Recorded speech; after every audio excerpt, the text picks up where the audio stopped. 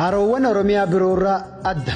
Carcar boohee nama jedhamurraa dhufe. Maaliif kana hunda dhageetii argate laata? Haroo carcar.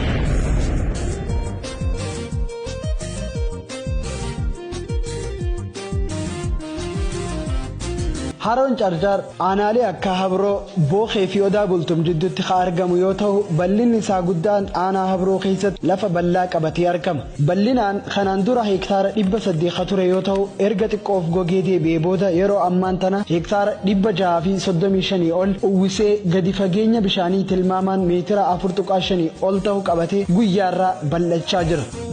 Moggaasni haroo carcar jedhu maqaa nama dureessaa fi hayyuu beekamaa naannoo sanii carcar boohee jedhurraa akka dhufe manguddoonni kan himan yoo ta'u wiirtuu irreeffannaa Oromoota ona carcar ganamaa akka taates ni himama. Qabeenya guddaa qabaachuu fi akkasuma turistiilee harkisuu irratti hedduu ajab nama jechisiisan ta'uunsaa immoo qalbiin nama hundaa gama haroo carcar akkasuma Harargee lixaatti akka imallu nama taasisa. Haroowwan akka Bishooftuu, Haramaayaa, Langaanoo fa'aa waliin wal bira qabne yoo laallu harichi lubbu qabeeyyii soorataman Kaahu qurxummiilee gosa garagaraa qabaachuunis addatti xiyyeeffannoo yoo kennameef Oromiyaa irra darbee Itoophiyaatti illee roga turizimiitiin addunyaa irratti akka yaamsisu beekamaa fi kan itti amannudha.